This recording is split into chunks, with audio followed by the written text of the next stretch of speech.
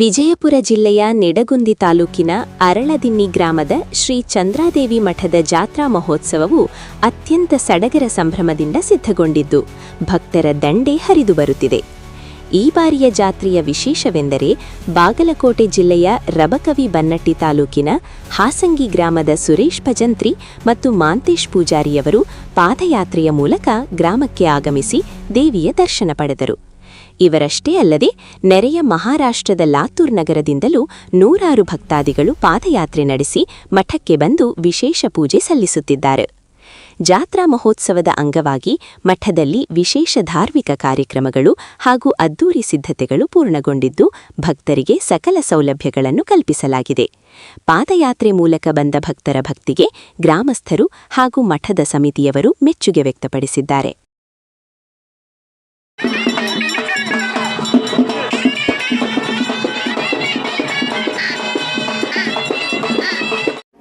ರಬಕವಿ ಬನ್ನಟ್ಟಿ ತಾಲೂಕಿನ ಹಾಸಂಗಿ ಗ್ರಾಮದ ಮಾಂತೇಶ್ ಪೂಜಾರಿ ಮಾತಾಡೋದ್ರಿ.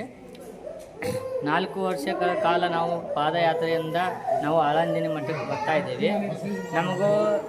ನಾವು ಬಂದಿದ್ದಕ್ಕೂ ದುಡಿದಕ್ಕೂ ನಮಗೂ ಸಾರ್ಥಕ ಆಗಿದೆ. ನಮಗೂ ಮನೆಯಲ್ಲಿ ಕೂಡ ಎಲ್ಲ ಆನಂದ ನೆಮ್ಮದಿ ಸಂತೋಷದಿಂದ ಇದ್ದೇವೆ.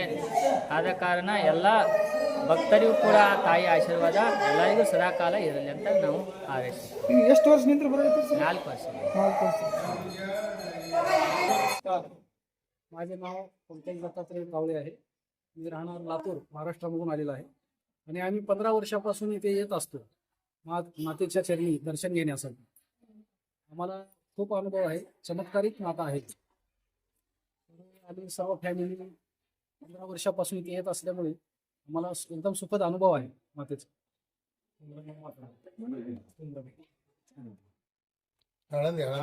आळंदी मठामध्ये आम्ही आलेलो आहोत. ನಮಸ್ಕಾರ ರೀ. ನಾವು ಸುರೇಶ್ ಚಂದ್ರಪ್ಪ ಭಜಂತ್ರಿ, ರಬಕವಿ ಬನ್ನಟ್ಟಿ ತಾಲೂಕಿನ ಹಾಸಂಗಿ ಗ್ರಾಮದವ್ರಿ. ಪ್ರತಿ ವರ್ಷದಂತೆ ಈಗ 4 ವರ್ಷ ಪಾದಯಾತ್ರೆ ನಾವು ಮಾಡ್ಕೊಂಡು ಬಂದೀವಿ ರೀ. ಅರಳದಿನಿ ಚಂದ್ರಾದೇವಿ ಧರ್ಮರ ಮಠಕ್ಕೆ ರೀ. ನಮಗೆ ಬಂದಿದ್ದಕ್ಕೂ ಪ್ರತಿ ವರ್ಷದಿಂದ ನಮಗೆಲ್ಲ ಭಾಳ ಚಲೋ ಆಗ್ಯದ್ರಿ. ನಾವು ಇನ್ನೂ ಆದ್ರೂ ಇದೇ ರೀತಿ ನಾವು ಮುಂದುವರ್ಸ್ಕೊಂಡು ಹೋಗ್ಬೇಕು ಅನ್ನೋದು ನಮ್ಮ ಅಭಿಪ್ರಾಯ ಐತ್ರಿ. ಆಯಿನ ಆಶೀರ್ವಾದ ನಮಗೆ ಹಿಂಗೆ ಇರಲಿ ಅನ್ನೋದೊಂದು ಬೇಡ್ಕೊಳ್ತೀವಿ. ಆ ಥರ ಬಂದಿದ್ವಿ.